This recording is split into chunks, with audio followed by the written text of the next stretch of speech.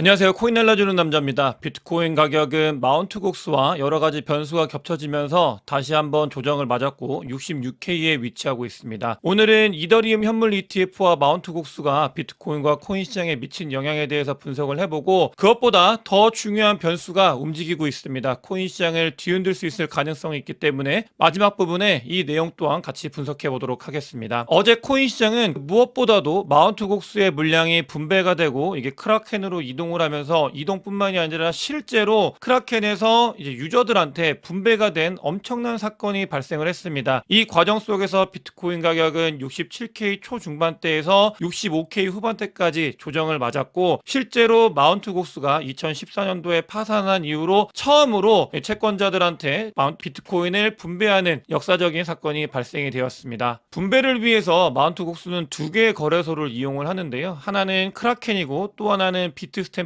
2014년도에 파산을 했기 때문에 아주 올드한 거래소들이 해당 이 거래소로 채택이 돼서 분배를 진행을 하는 주체가 되어 있고 크라켄 같은 경우는 받아서 실제로 분배까지 이루어진 상태라고 보시면 되겠고 비트스탬프는 아직 유저들에게 분배를 하지 않은 상태다. 이런 상태에 대해서도 인지를 하면 좋을 것 같습니다. 실제로 유저들에게 분배를 한 크라켄의 비트코인의 이제 아웃플로우를 봤을 때는 별로 움직임이 일어나지 않고 있는 모습을 보이고 있습니다. 이미 분배가 되는데 크라켄에서 이제 나가지 않는다라는 거는 비트코인을 받은 사람들이 아직은 뭐 그대로 유지를 하고 있다라는 말과 같지만 이 부분이 거래소 밖으로 빠져나가지 않는다라는 것과 비트코인을 파는 것과는 동일시할 수 없기 때문에 오늘, 내일, 모레 이번 주까지는 어떤 식으로 움직일지 조금 더 지켜봐야 되고 분명히 시장에는 이런 부분들이 영향을 미칠 수 있다라는 걸 우리는 인지를 하면서 이번 주를 보내야 된다. 어제 영상에서 말씀드린 것처럼 아주 복잡하고 미묘한 한 주가 이어질 가능성이 있습니다. CVD 자료상으로 봤을 때 비트코인 가격은 68K를 찍고 위 브레이크 존이라고 말씀을 드렸던 아주 강력한 매도백이 형성이 되어 있는 것을 도전을 하지 못하고 마운트 곡수 이슈가 발생을 하면서 66K 밑으로 빠졌다가 현재는 66K 라인에 위치하고 있는 걸 확인할 수 있습니다. 이런 과정에서 리테일들은 모두 포지션을 정리를 한 모습을 보이고 있고 다만 갈색고래와 보라고래 같은 경우는 일부 물량을 정리를 하긴 했지만 전체적인 포지션은 유지를 하고 있는 그런 상황이다라고 보시면 되겠습니다. 선물 청산맵상으로도 이 68K와 69K 그리고 72K 라인에 아주 강력한 숏 포지션이 구축이 되고 있는 모습을 확인할 수 있고 이 부분 같은 경우는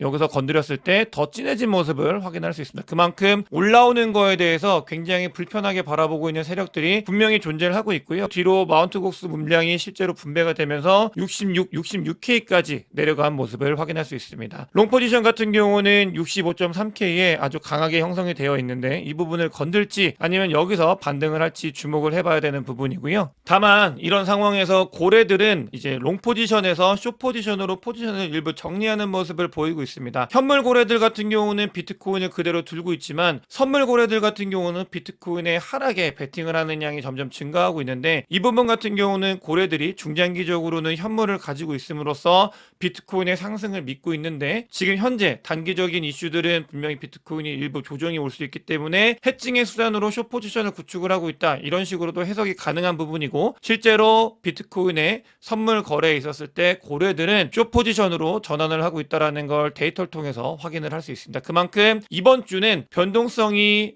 복잡하고 미묘하게 움직이는 주다라는 걸 볼 수 있고요. 그러면서 비트코인이 하락을 했을 때 차곡차곡 비트코인을 모아가는 새로운 고래들 같은 경우는 포지션이 64K 정도의 본인들의 물량이 몰려있다고 합니다. 이 부분 같은 경우는 우리가 조금은 지지해줄 수 있는 그런 구간이지 않을까라는 기대감을 가질 수 있는 구간이고 64K 라인 중요한 부분이다라는 생각을 가지면서 이번 주 비트코인 가격의 방향성에 대해서 보면 좋을 것 같습니다. 어제 마운트 곡수 물량의 실제 마운트 곡수에서 가지고 있는 사람들한테 분배가 된 아주 중요한 일이 발생한 것과 더불어서 보시게 되면 이더리움 현물 ETF 또한 승인이 돼서 거래가 된 첫날이었습니다. 이더리움 현물 ETF는 첫날 1조 원이 넘는 거래 금액을 보였는데 비트코인 현물 ETF와 너무나 유사한 움직임이었습니다. 비트코인 현물 ETF가 처음 거래됐을 때 한 25% 정도가 거래가 됐다고 하는데 보시게 되면 이더리움 현물 ETF에서 가장 중요했던 그레이스케일의 이더리움 물량들이 유출이 되고 나머지 부분들이 그 부분을 이제 먹어주면서 거래가 발생한 비트코인 현물 ETF의 첫날 거래 GBTC가 유출이 되고 나머지 비트코인 현물 ETF에 있는 운용사들로 다 유입이 됐던 것과 유사한 형태로 움직였다라는 걸 확인할 수 있습니다. 보시게 되면 토탈로 봤을 때 결국은 그레이스케일에서 유출되어 있는 이더리움과 나머지 부분들이 먹은 걸 다 더해도 순 유출이 발생을 했다. 라는 걸 확인할 수 있고 그레이스케일의 이더리움이 최대한 빨리 빠져나가야 그 뒤에 비트코인 현물 ETF에서도 손바뀜이 일어나고 큰 가격 상승이 있었던 것처럼 이더리움 현물 ETF에서도 같은 일이 발생할 수 있기 때문에 이 부분은 계속해서 지켜보면 되겠습니다. 비트코인 현물 ETF와 거의 유사한 모습을 첫날 보였다. 그렇게 되면은 그레이스케일의 이더리움을 모두 다 흡수한 다음에는 큰 상승이 있을 수 있는 가능성에 대해서도 우리는 볼 수 있기 때문에 앞으로 이더리움 현물 ETF가 어떤 식으로 움직이는지 지켜보면 되겠습니다. 이더리움 현물 ETF가 거래가 되면서 그러니까 이더리움을 단 한 번도 팔지 않는 영구적으로 이더리움을 모으기만 한 월렛들이 폭발적으로 이더리움을 모아가고 있는 걸 다시 한번 확인을 할 수 있습니다. 그 전에도 굉장히 많은 이더리움을 모아간다라고 이야기를 했는데 그거에 거의 3배에 가까운 이더리움을 더 추가를 한 모습을 보이고 있고 그러니까 이더리움을 영구적으로 모으는 월렛들은 기본적으로 전제가 이더리움의 밸류와 이더리움의 미래를 굉장히 믿고 있고 신뢰하는 집단이라고 보시면 되는데 이런 집단에서는 이더리움 현물 ETF가 거래가 됐을 때 아주 공격적으로 이더리움을 매집을 한 모습을 확인할 수 있다. 그만큼 미래가 밝을 수 있다.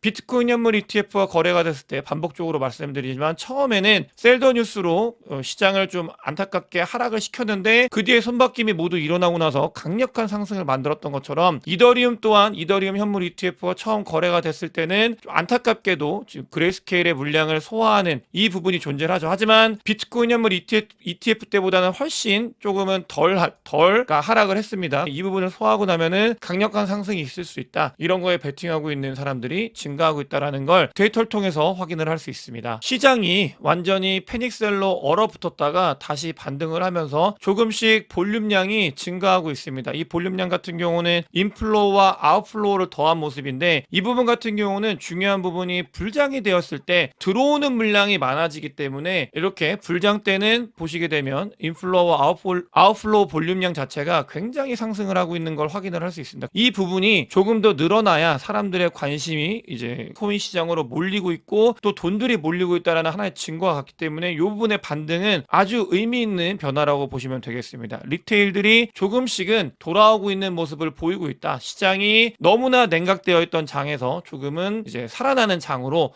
바뀌고 있다라는 걸 이 데이터를 통해서 확인을 할 수 있고요. 정치의 시계가 크립토 시장을 지배한다 시간이다라고 말씀을 드렸는데 그러니까 바이든 지금 현 대통령이 재선을 이제 포기를 했잖아요. 그러면서 부통령이 조금 더 높은 확률로 민주당의 대선 후보로 나올 가능성이 있는데 이 카말라 해리슨이 지금 이제 이번 주에 있는 비트코인 컨퍼런스에 참여하는 거에 대해서 의견 조율을 하고 있다는 소식이 전해지고 있습니다. 이게 사실이고 또 진짜로 진행이 될지는 모르겠지만 이 소식이 여러 매체를 통해서 지금 현 부통령이 그러니까 비트코인 컨퍼런스에 연설에 참여할 수 있는 가능성이 조금씩은 생기고 있다. 그만큼 코인 시장이 미치는 영향이 중요하기 때문에 이 민주당 대선 캠프에서도 중요하게 바라보고 있는 상태다 정도는 확인을 할 수 있고 그만큼 정치적으로도 암호화폐 시장이 중요해지고 있고 유권자들의 마음을 얻기 위해서 암호화폐에 대한 정책을 어떤 식으로 가져가야 되는지에 대한 스탠스는 지금 이 기사 이 뉴스를 보면서 알 수 있다라고 보시면 되겠고요. 자, 오늘 영상에서 마운트 곡스도 중요하고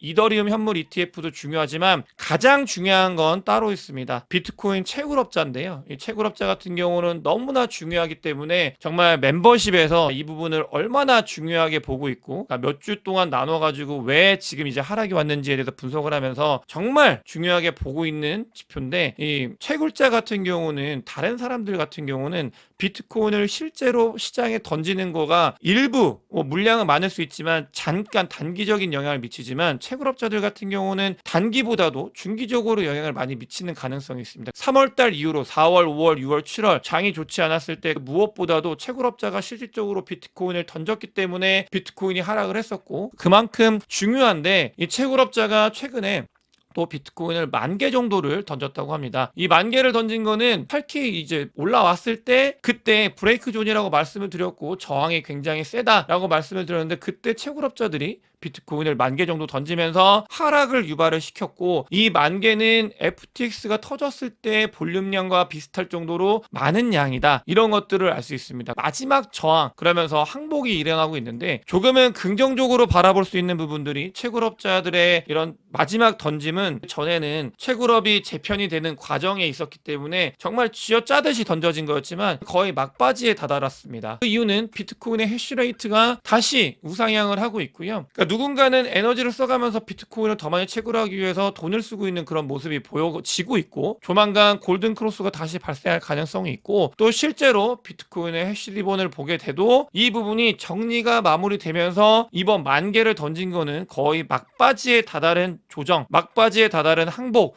이라고 볼 수 있는 지표들이 보이기 때문에 긍정적으로 마지막에 털고 간다라는 걸 확인을 할 수 있습니다. 이 채굴업자들 너무나 중요한데, 중국에 있는 채굴업자들이 굉장히 많이 밀리고 미국에 있는 채굴업자들이 이번 전쟁을 통해서 얻은 게 굉장히 많이 있습니다. 이런 부분들에 대해서는 여러분들도 조금은 알고 가시면 좋을 것 같고요. 블랙록 같은 경우는 미국 그리고 월가 이 크립토 시장에 대해서 이거를 가져간다 개념이 아니라 이미 거의 모두 점령을 했습니다. 블랙록 같은 경우는 그 중에서도 왕 중의 왕으로 점령을 했는데, 지금 비트코인 현물 ETF가 비트코인과 코인 시장에 미치는 영향이 너무나 크다라는 말씀을 드렸고, 그 중에서도 블랙록은 비트코인 현물 ETF의 60% 이상의 볼륨량을 가져가고 있습니다. 시장을 완전히 지배해가고 있는 모습을 보이고 있고, 이거는 사실 비트코인 현물 ETF가 시작이 되기 전에 비트코인 현물 ETF가 있어야 미국이 가장 많은 비트코인을 보유하게 되고 정점에 블랙록이 있고, 실제로 그런 과정들을 만들어 가고 있고, 그게 지표로 보인다라고 보시면 되겠고요. 어제 한국에서 빗썸에서 이제 예치금을 연 4%, 그러니까 원화를 넣어놓으면 연 4% 이자를 준다라고 발표를 했다가 바로 번복을 했습니다. 다시 2.2%로 번복을 했는데, 여러 가지 이유가 있을 수 있겠죠. 저는 근데 개인적으로 어떻게 보면 한편의 시장 교란 행위 때문에 전화 받았을 거라고 개인적으로 생각을 하거든요. 왜냐면 4%가 되면 정말 시중에 있는 증시 그냥 둥둥 떠다니는 자금이 굉장히 많습니다. 우리나라는 돈이 많기 때문에 300조 이상이 되는 돈이 있는데, 그 돈들이 많이 이 크립토 시장으로 몰릴 수 있는 가능성이 있고, 그렇게 되면 다른 자산들 예를 들어 한국에 있는 국내 주식들 등등등 이런 것들이 경쟁력을 잃어가면서 이제 코인 쪽으로 돈이 몰릴 수 있는 가능성이 있기 때문에 그 부분을 사전 차단당했다라고 저는 개인적으로 생각을 하고 있는데, 어찌됐든 간에 2.2%도 굉장히 높은 금리를 제공을 하는 거고, 이런 부분들이 코인 시장에 미치는 영향에 대해서도 우리는 잘 살펴야 되고, 한국 시장은 크립토에서도 너무나 중요한 시장이기 때문에 이 부분이 미칠 영향 저는 굉장히 긍정적으로 바라보고 있습니다. 오늘 영상이 도움이 되셨으면 구독과 좋아요, 많은 공유, 댓글, 그리고 큰 관심 부탁드리겠습니다. 영상 봐주셔서 정말 대단히 감사합니다.